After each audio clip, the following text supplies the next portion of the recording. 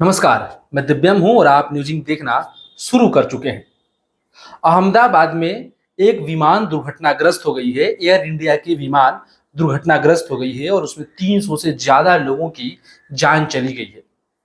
वाकई ये हिंदुस्तान के लिए और पूरी दुनिया के लिए मर्माहत करने वाली खबर है।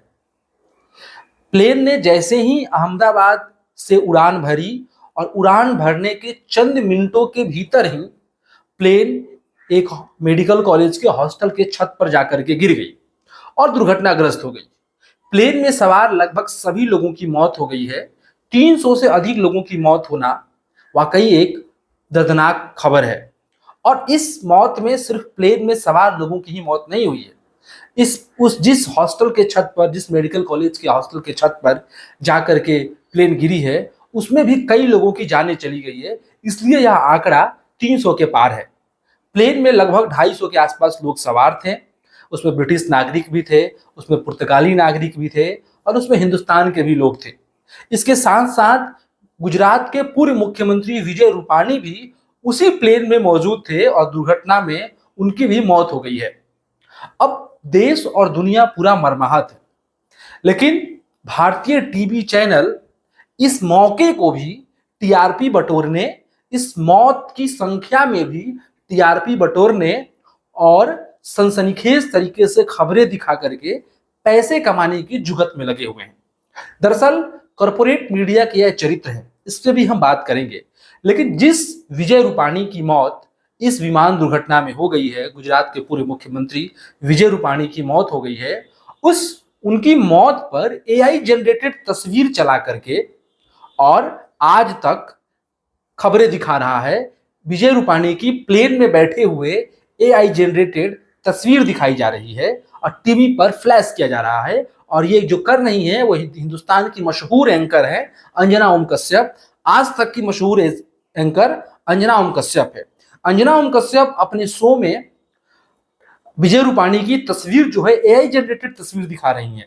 इसके अलावा और भी कई सारे न्यूज चैनल्स हैं जो इस पूरी दुर्घटना को सनसनीखेज बनाने के लिए एआई जनरेटेड तस्वीरों के सहारे दिखाने की कोशिश कर रहे हैं, ताकि व्यूअर्स को अट्रैक्ट किया जा सके और टीआरपी बटोरा जा सके। इस पूरे टीआरपी के खेल ने हिंदुस्तान में लोगों की मौत, हिंदुस्तान में जब युद्ध हो रहा है तब भी, और हिंदुस्तान में जब कोई संवेदनशील बड़ी घटना हो रही है, पूरे टीआरपी के खेल के जरिए, जो टीआरपी का खेल है पूरा, इसके लिए पूरी संवेदनशीलता मीडिया घराना खत्म कर दे रहा है। हाल ही में एक घटना हुई थी, उसमें भी टीआरपी के बटोरने के लिए, और टीआरपी का जो जुड़ाव होता है वो पैसे कमाने से होता है। तो सीधे अर्थों में ये कहें कि पैसे कमाने के लिए भारतीय मीडिया इस तरह के खेल खेल रही है। अब विजय रूपाणी की जो तस्वीर दिखाई जा रही है वो एआई जनरेटेड है, और उस एआई जनरेटेड तस्वीर को दिखा करके जनता को भ्रमित किया जा रहा है। इस एआई के दौर में जब पूरी हिंदुस्तान की एक बड़ी आबादी अभी भी एआई के तकनीक के बारे में पूरी तरीके से नहीं जान रही है, लेकिन वो आबादी टीवी देखती है, उसमें से एक बड़ी आबादी शहरों के साथ साथ ग्रामीण इलाकों में भी रहती है। एआई जनरेटेड तस्वीरों के सहारे और एआई के सहारे क्या क्या किया जा सकता है, ये अभी हिंदुस्तान की एक बड़ी आबादी को नहीं मालूम है। एआई के माध्यम से डीप फेक वीडियोस बनाए जा रहे हैं। इसी एआई के माध्यम से एआई जनरेटेड एंकर जो उनको सामने लाया जा रहा है। तो इस दौर में, इस स्थिति में, हिंदुस्तान की इस स्थिति में इस तरह का एआई जनरेटेड तस्वीर दिखाना कहीं ना कहीं ये इस बात को दर्शा रहा है कि गोदी मीडिया और पूरा जो कॉरपोरेट मीडिया है, जो कॉरपोरेट से संचालित होता है, वो मुनाफा कमाने के लिए, पैसे कमाने के लिए हिंदुस्तान के भीतर से और अपने भीतर से संवेदनशीलता को, मनुष्यता को खत्म कर दिया है। अंजना ओम कश्यप खुद एक महिला हैं और आमतौर पर महिलाओं से संवेदनशील होने की ज्यादा उम्मीद की जाती है।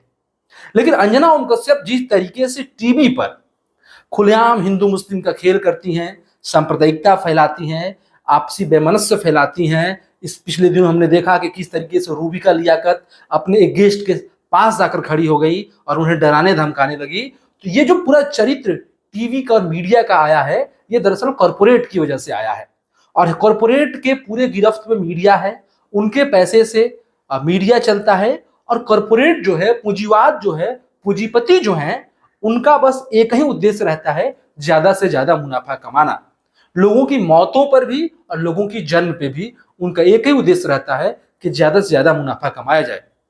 अब टीवी चैनल्स पे जो खबरें चलेंगी, उनका जो जिनका टीआरपी ज्यादा रहता है, उनको ऐड यानी उनको एडवर्टाइजमेंट प्रचार उनको ज्यादा मिलते हैं, उनको प्रचार ज्यादा मिलेंगे तो उनकी कमाई ज्यादा होगी।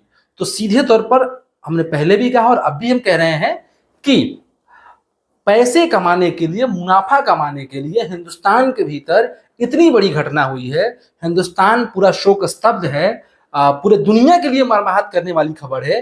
लेकिन हिंदुस्तान का मीडिया अब अपनी नीचता के इतने स्तर पर आ गया है, हिंदुस्तान की जनता को भ्रमित करने की कोशिश कर रहा है। जरा आप गौर कीजिए कि इस दौर में सरकार से सवाल पूछे जाने थे। इस दौर में जो टाटा, जब से एयर इंडिया को अधिग्रहित किया गया है और पुराने जितने भी आरोप लगे थे बोइंग विमानों को लेकर के, उनकी गड़बड़ियों को लेकर के, एयर इंडिया पे जो सवाल उठ रहे थे, उनके साथ उन कड़ी को, उन सवालों को जोड़ते हुए मीडिया को गंभीरता के साथ इसकी रिपोर्टिंग करनी थी। मीडिया को सरकार से सवाल पूछना था। एयर इंडिया जिसको जो टाटा ने अधिग्रहित कर लिया, इस पे सवाल पूछना था कि आखिर क्या टाटा के अधिग्रहित करने के बाद जो कुछ भी आरोपें लग रही हैं, जांच की मांग हो रही है, इस पे सरकार क्या रुख करती है, सरकार प्रेस कॉन्फ्रेंस क्यों नहीं कर रही है, इन तमाम मुद्दों पर मीडिया को बात करना था। लेकिन मीडिया पैसे कमाने के लिए और अपने मुनाफे के लिए लगातार भ्रम फैला रही हो, एआई जनरेटेड तस्वीरों के सहारे, वीडियो गेम्स के सहारे तमाम मुद्दों को सामने रख रही है और टीआरपी कमाने के हुक में लगी हुई है, टीआरपी की हवस में लगी हुई है। आप इस मीडिया के रुख पर, कॉर्पोरेट मीडिया के रुख पर, जहां पूंजीपतियों के पैसे से मीडिया चल रही है, आप क्या सोचते हैं? आप अपनी कमेंट करके जरूर बताइए। आपका बहुत बहुत धन्यवाद।